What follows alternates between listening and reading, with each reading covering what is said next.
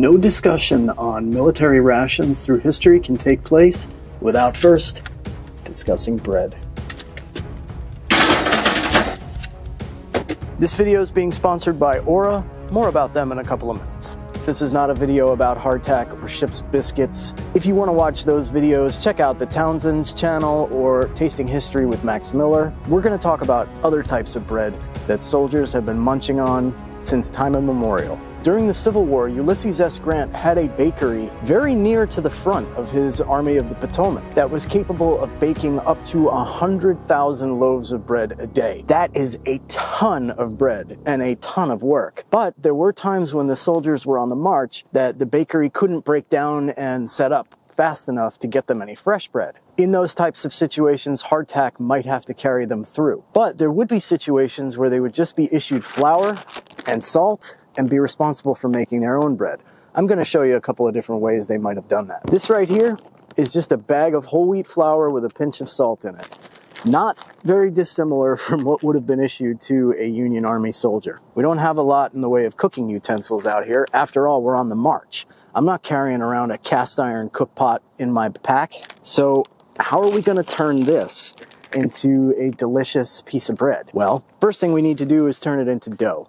And to do that, we need to add water. Ever done a Google search for yourself? Try it sometime, you're going to be shocked. The amount of personal, private information that is out there in the public domain is absolutely shocking and terrifying. Data brokers are out there selling your personal private information to scammers, spammers, advertisers, and anybody else who will pay for it.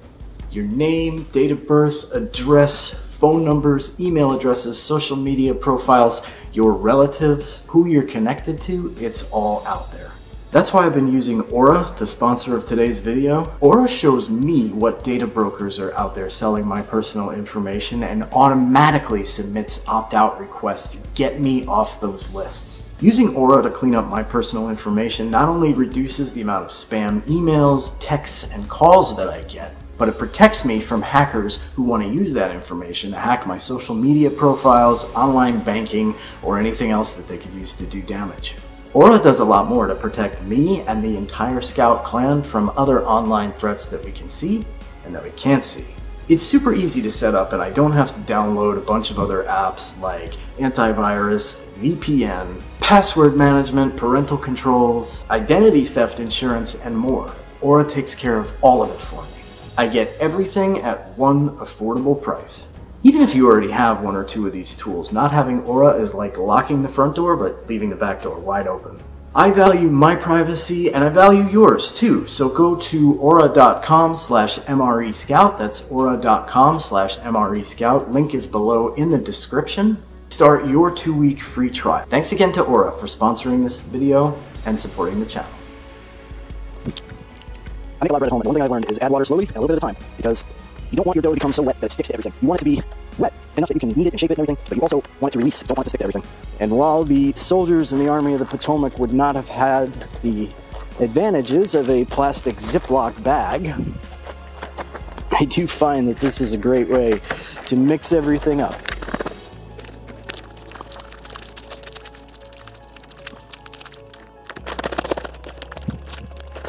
Perhaps maybe a little bit more water.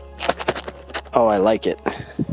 Oh yeah. So as a soldier in the Union Army, it would be reasonable to expect that I'd have a bayonet with me, so we can use this as a cooking instrument. It would also be somewhat reasonable to expect that somewhere in my platoon or squad, we would have a hatchet with us.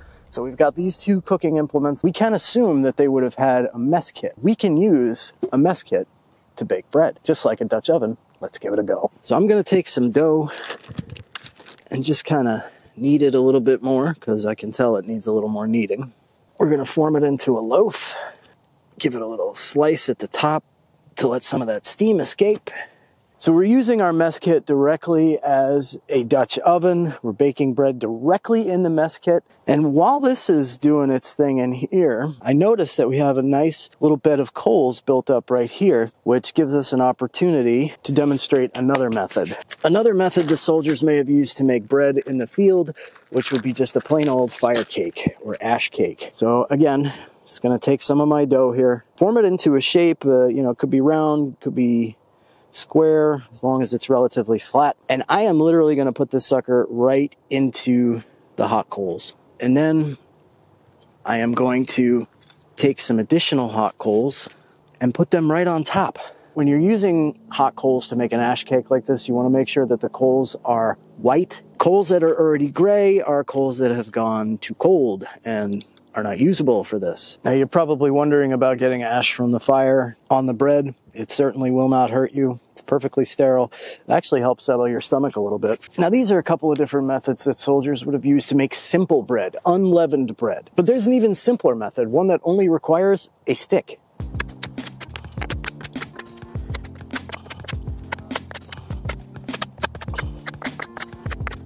I would like to use a little bit better dough for this. This is a dough I made a day or two ago, actually using yeast.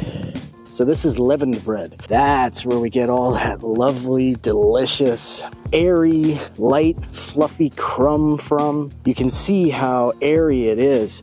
This dough rose nicely. I punched it back down, let it rise again, put it in the fridge for a couple days. It's perfectly fine. You could probably keep this stuff in the fridge for about a week. And even if it did start to go over, it would just be sourdough bread. In and of itself is also delicious. So I'm gonna take a small piece of it here, and I'm just gonna wrap it around my nice clean stick that I hacked a lot of the bark off of, like so.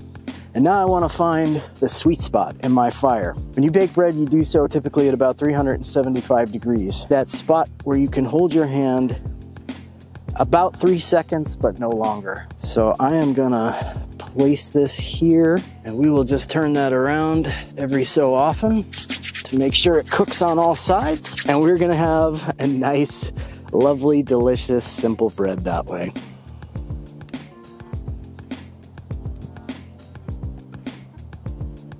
I'm interested to get a peek inside the mess kit here, our Dutch oven.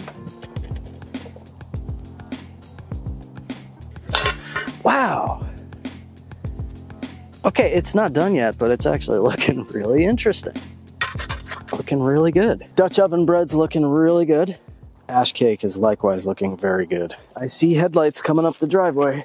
It's like Momma Scout's home. Hi. I was trying to scare you. Did it work? No, I could hear you coming, and I saw your car before.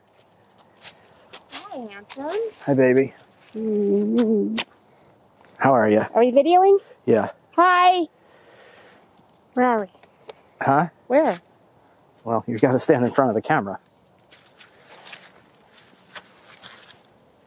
Oh, there I am. Hello. Hi, everybody.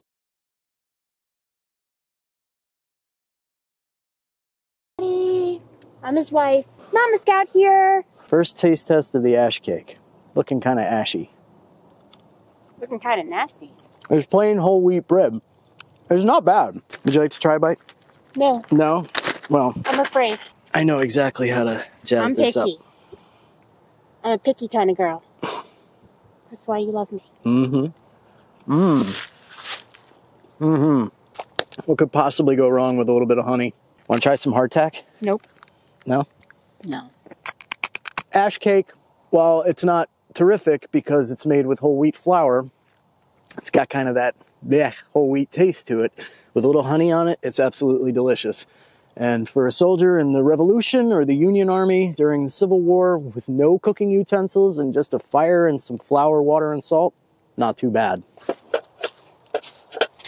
There you go. Now I won't get it. Ooh, looks like the bottom's cooked real hard. Yeah, the bottom's burned. Our Dutch oven bread burned a little bit on the bottom. No big deal. This is also unleavened whole wheat, so we're gonna put some honey on it before we give it a try.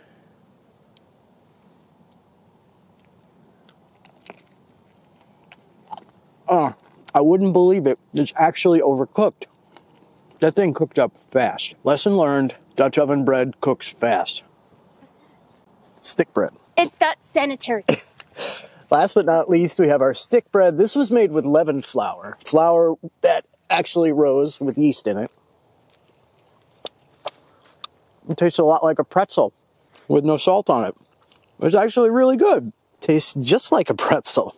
I guess that's what it is. Oh yeah. Winner, winner. Chicken dinner. Note to self, when making bread in the field, use white flour, not whole wheat, and use the flour with yeast in it that actually rose because it tastes a lot better. So with nothing more than a fire and a stick, we have a delicious, fresh, hot piece of bread. Keep us going and ready for the next battle.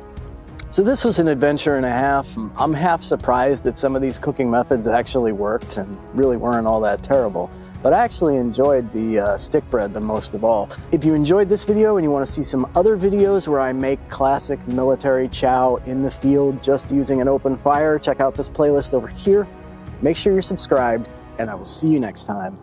Peace!